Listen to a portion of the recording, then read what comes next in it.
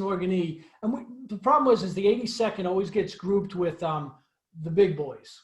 You know, we always get put on bases because they use us.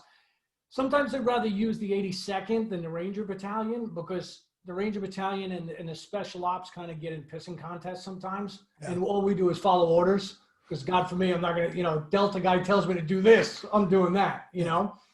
So one of the Delta guys on base got killed the second night we were there.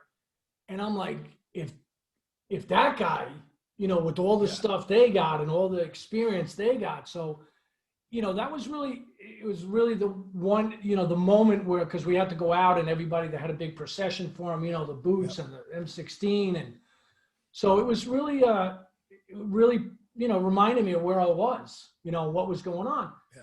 But the problem is that, you know, a month would go by and nothing would happen. And you kind of, you know, you doing drills, you know, find your weapon every so often just to make sure it's zeroed, and, you know, timing headspace and timing on the 50 cals, make sure they're sharp. So, but there wasn't really too much for us to do. So we did a lot of tower guard, you know, so we would sit in towers for 4 to 6 hours at a time, which certainly, you know, you get to know your friends, you know, because you got a lot to talk about. Yeah. But it was a good time, you know, my first tour. Certain places were a lot friendlier. Organi, especially when I went back the second time. When I was in Afghanistan, we went from Kandahar to Bagram to Organi, Jalalabad, Asadabad. So we were just all over. Wherever they needed us, we were trucks. We could drive everywhere we wanted. So that was kind of cool because we changed the scenery every time. The base in Asadabad was awesome. It was maybe 300 people, a lot of OGA, which other government guys. Yep. Don't know what they do, but they all walk around in shirts like you. They always had the best internet. Yeah. That's why we loved it. They always had the best internet. But that was a great base because they were in charge of training the Afghani special forces. And we became such good friends with like 5 of these guys that when we'll talk about my third tour, when I went back to the third tour, when our helicopter landed, they were on the landing pad, just waiting for us. Presents, drinks, food. We had a big tea ceremony that night when we came in. Like, these guys remembered us from like 2.5 years ago. Yeah. So it was really special when you kind of make that kind of contact with people there who appreciate you being there. Yeah. You know, which doesn't always happen. Yeah. That was going to be one of the questions I wanted to ask, was if you had any contact with them.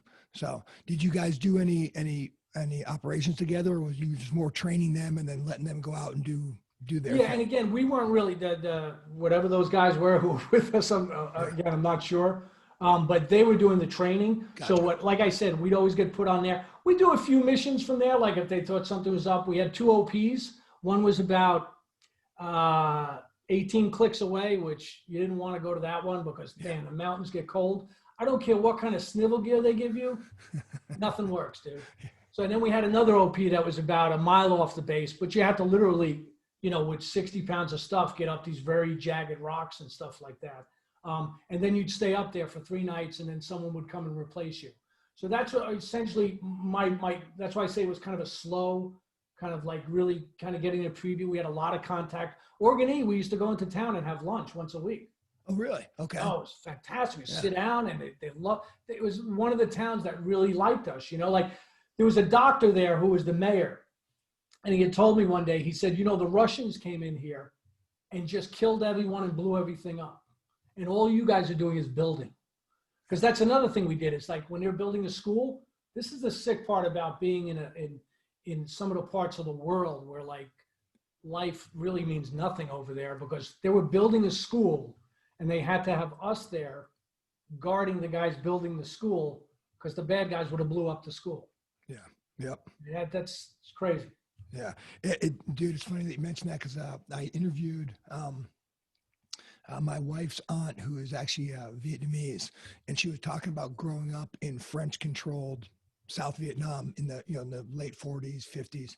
And when the guerrillas were starting to ramp up operations against the French, they were doing that they were pulling civilians out of, Is that the one you had her on, didn't you? Yeah, exactly. Yeah, I saw that one. I saw it. Catch a little bit of each one. Yeah, and it's amazing. You know, it's just scary, and I think a lot of people, you know, a lot of civilians over here really can't put their heads around that. But the same thing happened when we were in Iraq.